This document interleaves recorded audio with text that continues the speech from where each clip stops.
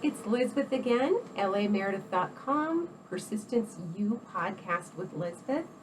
Dr. Lycka's interview reminded me that there are diseases such as Lyme's disease that really are only diagnosed after ruling a whole bunch of things out.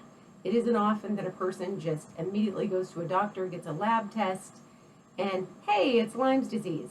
So it was an interesting conversation because his doctors initially thought he had ALS, but he had something that, if treated early on, Lyme's disease, had a much better outcome.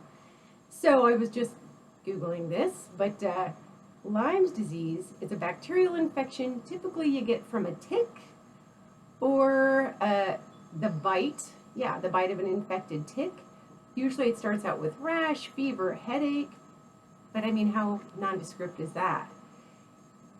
It can get to be more serious in the different stages and hit your joints and heart and nervous system. So just that reminder, some diseases mimic others, and get that second opinion if you can do so, and make sure you're comfortable with the diagnosis and the treatment before you get too heavily in.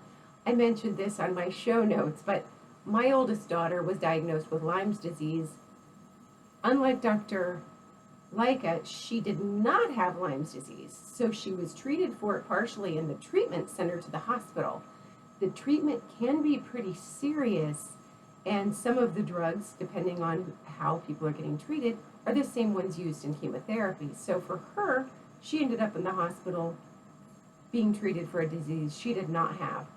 It happens. It's unfortunate, but it does. And so that second opinion is important, and just kind of knowing our bodies and trusting ourselves in situations like this, that if we don't feel quite right about it, maybe we need to dig a little bit deeper.